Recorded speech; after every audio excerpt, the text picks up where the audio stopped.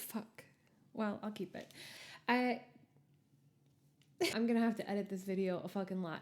You're the golden red got the strength to carry on,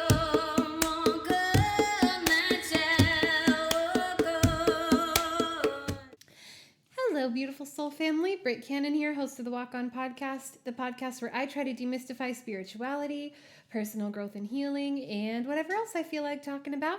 This week's episode is about fake friends. I posted a little Instagram poll on my stories, and everyone voted for this, so it seems like something people want to hear about. I think all of us in our lives have experienced fake friends or toxic friendships, especially people who are assigned female at birth and then socialized as women. There's just a lot of patriarchy in our friendships. There's a lot of patriarchal capitalism in our friendships. There's a lot of white supremacist, capitalist, cis, hetero patriarchy in our friendships. That's not to say that it doesn't happen in men's friendships or in like queer communities, but because it certainly does. But it's just to say that like the less that you've unpacked these systems that be and the programs that accompany them, the way that they play out subconsciously in our behavior, in our relationships, the less you've unpacked them, because the less you've had to, the more prevalent they are and the more toxic they can be. So, as usual, if you want to listen to the full episode of this podcast, it's audio only. If this isn't enough information for you, the link to the full episode will be down below in the description box. Also, like, share, comment, subscribe, do all that stuff. The channel is small. I have another channel called Britt Cannon that is like my music and poetry, and I was doing all this stuff over there, but I decided to separate it into its own channel. So if you're into this, stick around. I'm really good at YouTube. So, without further ado, this is seven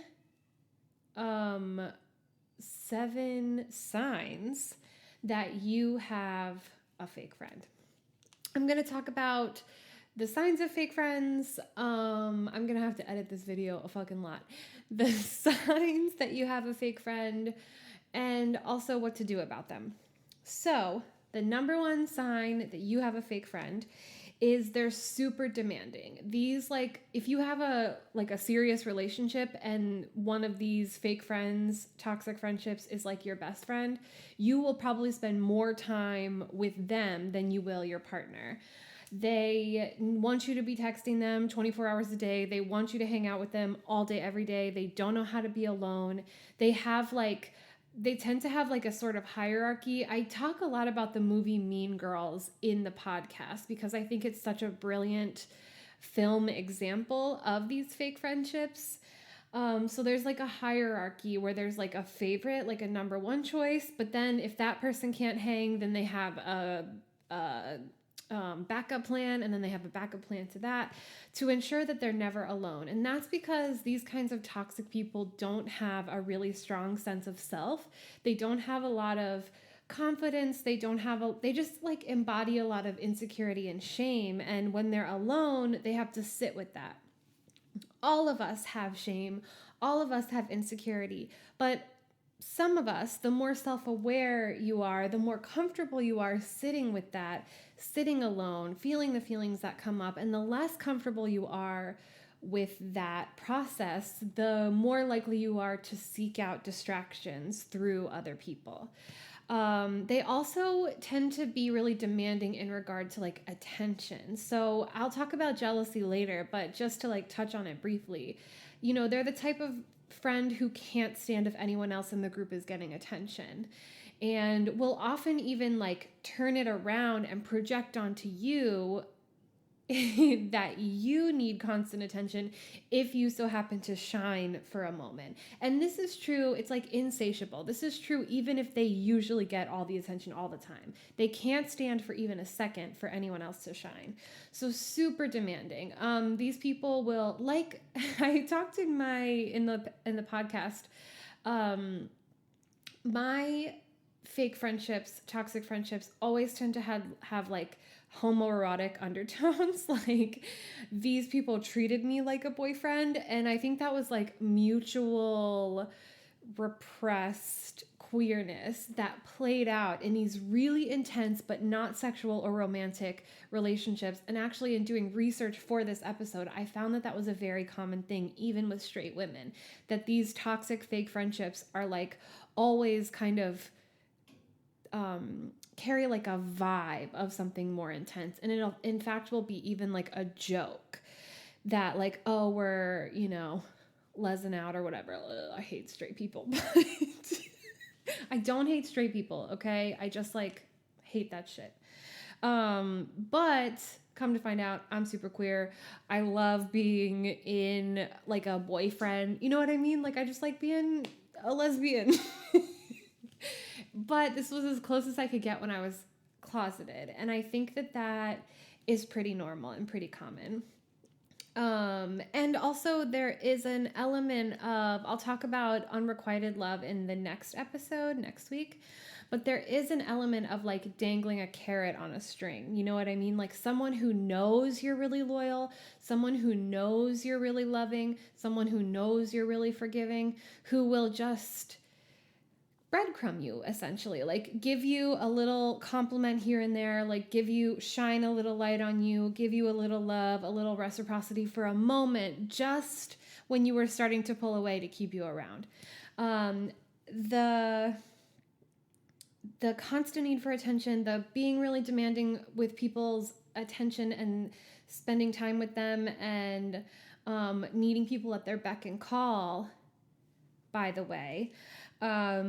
Number 2 sign you have a fake friend, there's no reciprocity. So even though they're super demanding towards you, even though they need you to show up when they need you, like where they need you, on time, dressed and ready to go, it's not returned. Like there is a double standard there. They don't show up for you. And I talk about in the podcast how really heartbreaking this can be, because I think anyone who finds themselves on like the codependent side of an abuser abused dynamic tends to be someone who is like hyper vigilant, someone maybe with complex PTSD, someone who doesn't have the best boundaries, and therefore like doesn't ask for help, doesn't demand help, doesn't demand anything, doesn't feel entitled, and is used to handling things on their own. So they don't even think to reach out for help. But on the rare occasion that you do think to, or you really, really need to, and you think, I've been here for this person, like they're definitely safe for me to reach out to, and they won't show up for you. And that is like super fucking sad.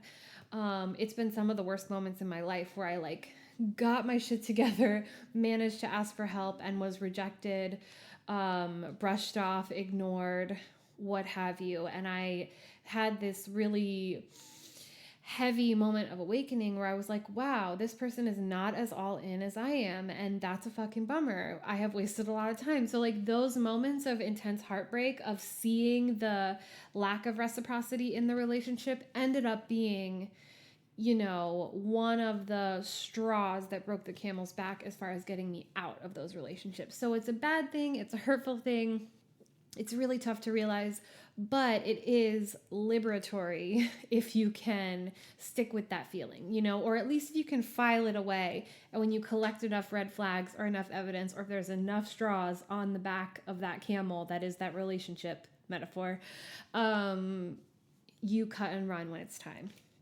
The third sign that you have a fake friend is they are masters of triangulation, which has a lot to do with their possessiveness. So they're like very possessive over their favorite.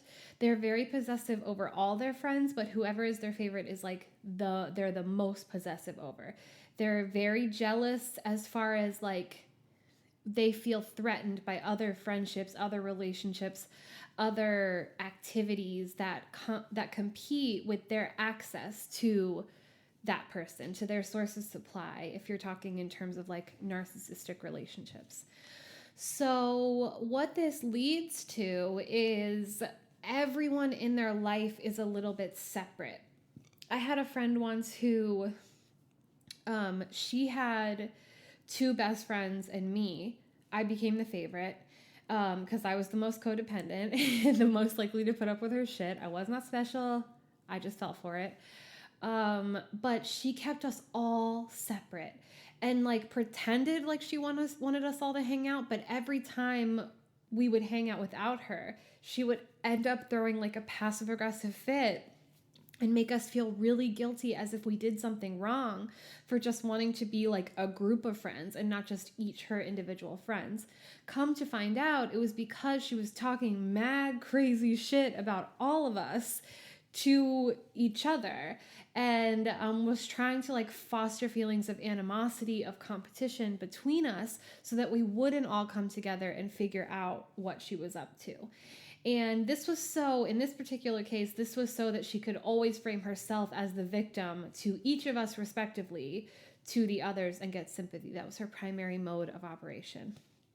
So that is an example of triangulation. It's where you keep everyone separate through lies, or maybe not lies, just like gossip, through sharing things that are shared in confidence, basically undermining the integrity of the other people involved in a situation so that you can't be found out. This happens a lot with toxic people because they mask, you know, they want to be liked to the extent that they will like only show you one facet of their personality. And everyone does this a little bit to, you know, to a certain extent.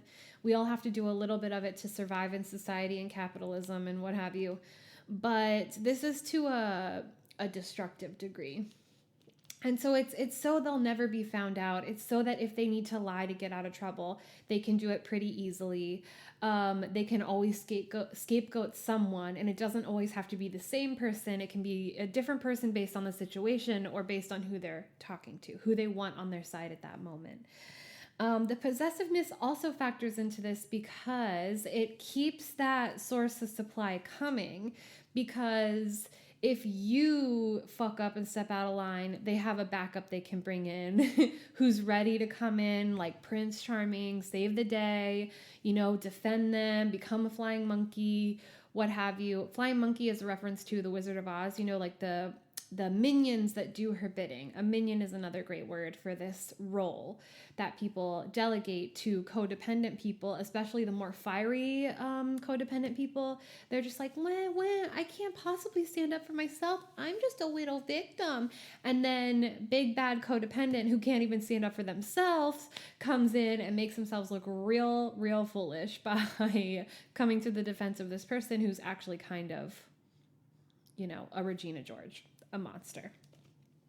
So the possessiveness also is like plays out with triangulation by, it's also a kind of a form of gaslighting. Like, say you have a really demanding toxic best friend and then you start dating someone else, and so they will not like your partner, they'll talk shit about your partner, they'll maybe try to hit on your partner, try to sleep with your partner, they'll try to drive a wedge, they'll get really jealous and throw a fit, they'll make you work extra hard for them, they'll demand more time of you, basically with the intention of sabotaging the relationship, because if you're wrapped up with someone else, you cannot be, you know, there for them 24/7 the way they need you to.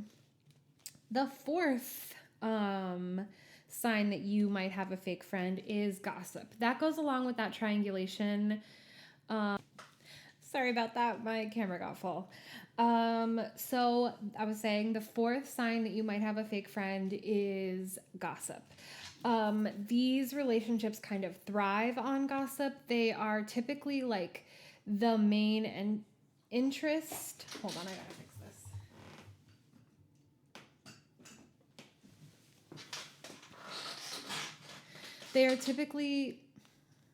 Gossip is typically the main interest of people like this, people who don't have a lot of depth, people who can't be alone with themselves, people who use tactics of triangulation and whatnot. It's a favorite pastime. It's like mainly what they're interested in. And it also serves to further facilitate that triangulation we were talking about. So like nothing is sacred. Like you texts between each other, trauma you've been through, things that you told them in confidence, sexual exploits, dabbling in, experimentation with drugs, like work issues, all of it is fair game. Nothing is sacred to these people. So if you find yourself being betrayed, your confidence being betrayed through gossip, if you find yourself in a circle of friends where like something you say about one person you hear from someone else, like just those people that run around and are like, oh my God, you'll never believe what so-and-so said about you. I know you think you're friends, but you should watch out for her because she said this, and this. And then, and sometimes that person is like doing you a favor, but sometimes if there is no resolution, right? If it's just like going round and round and round and round, round in circles of gossip where like you talk shit about this person to this person and then they tell them and then they tell you what that person said about you and so on and so on and so on. Oh, what a tangled web we weave. Then it's just a recipe for disaster, hurt feelings, and also you should be able to trust your friends. Like you should be able to say, hey, I don't want anyone to know about this, but like I kind of want to get it off my chest or whatever. Like you should be able to trust your friends. If you can't trust your friends, that's a problem. The fifth sign that you might have a fake friend is jealousy. And I already kind of addressed jealousy as far as like other people, but jealousy in between the two of you. So like if you have really great style, they will try to undermine that. They might give you backhanded compliments like, you have really great style, I just wish you had a better body. Or like, you have such a beautiful face, it's too bad you don't know how to do makeup. Just like kind of stuff like that.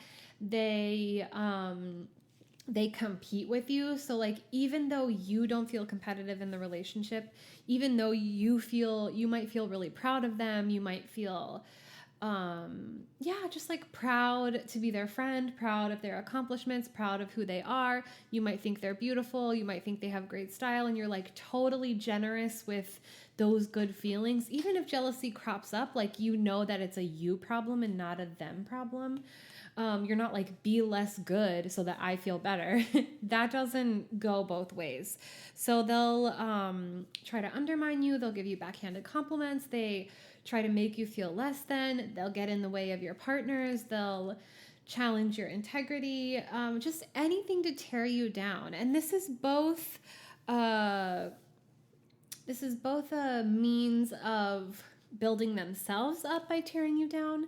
This is also often projection. So I've had people who acted very jealous of me call me jealous of them, where they turn it around and make it like whatever bad feelings they have, they pretend that it was coming from you, like your brain. I don't know.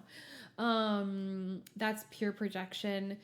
But also, I don't know. You just get this vibe in certain friendships that like you're competing, that there's a competition going on, even if you don't feel like you're participating in the competition, right? It's like anything that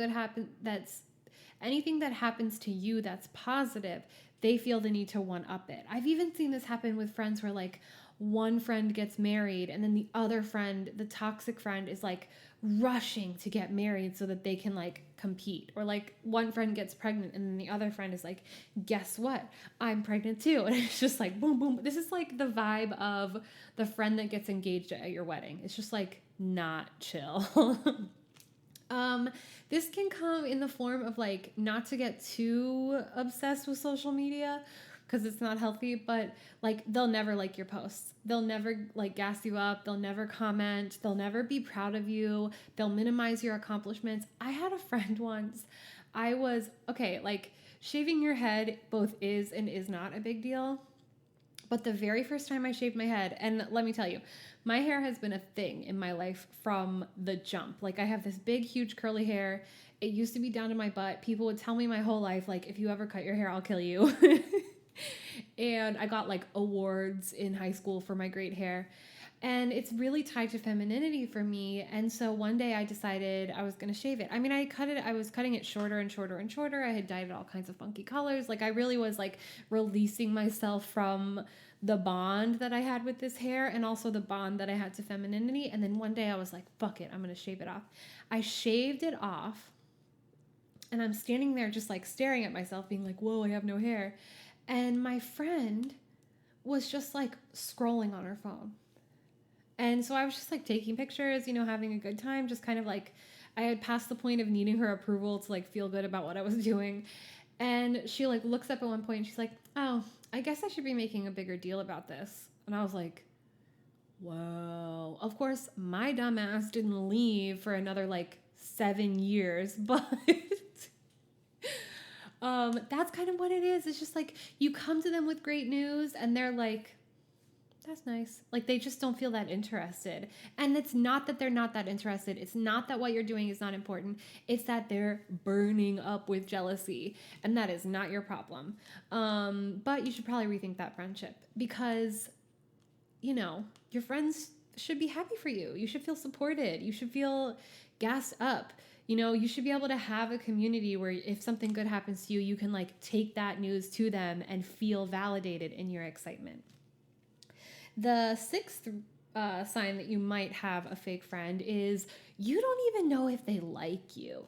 This takes me back to Mean Girls, right? Like Regina is totally unable to connect on a deep level to any of her friends. It's all about gossip. It's all about them serving her. It's all about what they can do for her. It's all about the roles they play in her life. It's all about the optics of things, how it looks from the outside. It's not about real, true, genuine friendship.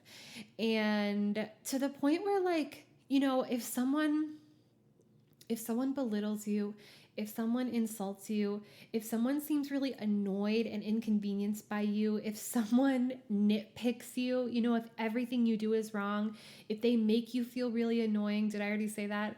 If they make you feel like a burden, you know, if you're just being constantly criticized by someone, and this is true for all toxic relationships, not just friends, but you get to a point where you're like, do you even like me? Like, you seem to despise me and everything I am. You hate my accomplishments. You hate the way I dress. You hate the way I move. You hate the way I smell. You hate the way I eat. And like, I just feel like a huge burden to you. You just want me around so that you can beat up on me.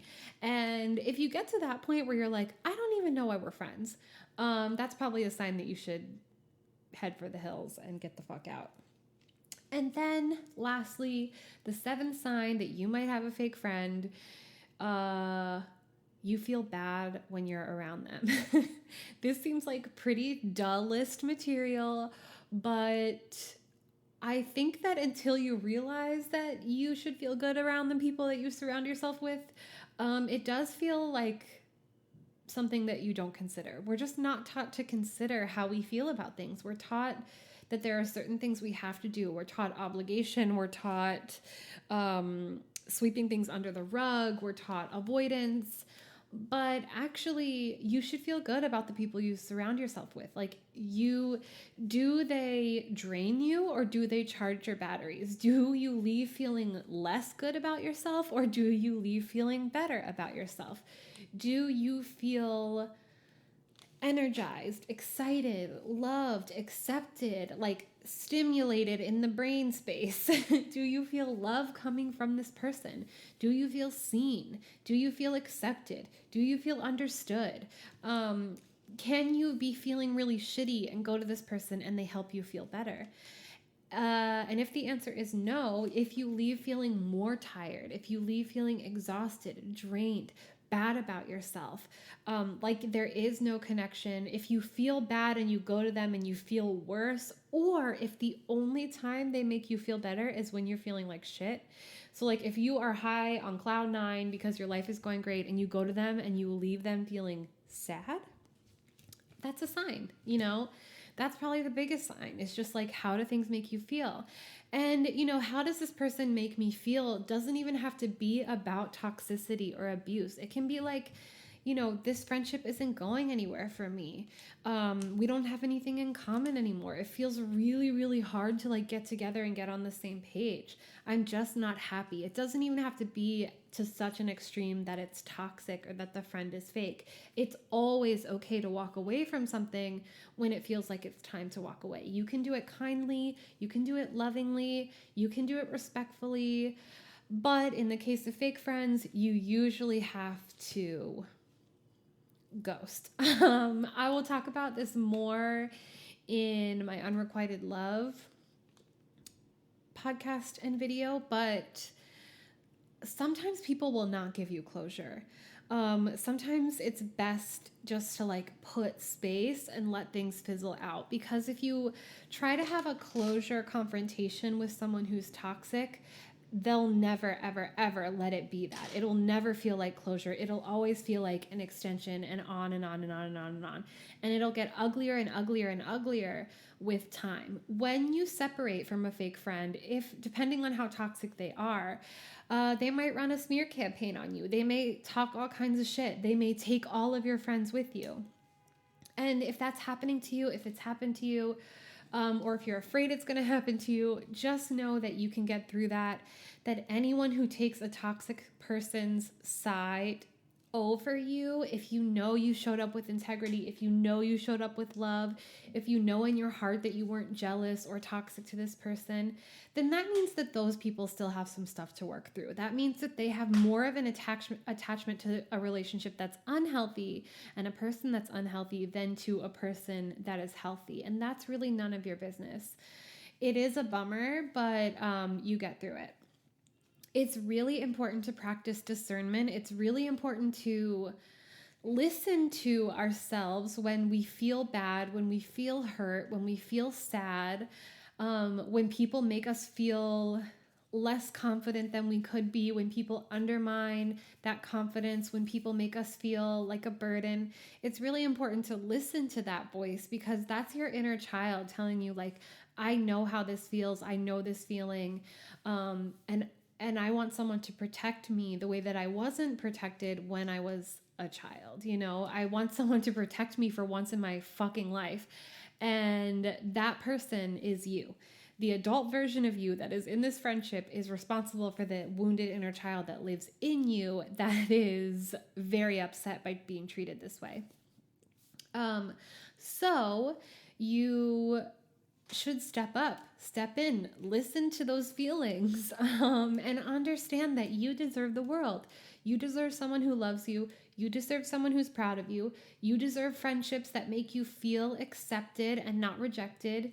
You deserve a life that's gossip free. I mean, get your gossip from the Kardashians. You don't have to get it in your friend circles. You don't have to be wrapped up in turmoil and drama all the time. You don't have to be around people who gaslight and lie to you. You don't have to have friends who talk shit about you. It was a revelation to me when I finally got friends who say nice things about me to my face and behind my back. Like, I have all of my friends right now do not talk shit about me. Can you believe? It's real. It happens, and you deserve to feel it too. So if you like this podcast summary, if you like this episode, click the link below once again to listen to the full hour-long thing. Comment to my comments, and I'm having a really easy time talking today. Leave me a comment telling me about your fake friends, how you got away, how you felt better after the fact. Tell me all the shit, tell me how terrible they were in the comments. Love to read it. Love to see people overcome. Send this to someone who you think might need it. I hope that you love yourself a little more this week. I hope that you can practice laying boundaries, can at least clarify your boundaries to yourself. And I hope that you realize that you deserve love, because you're wonderful. Thank you so much for watching.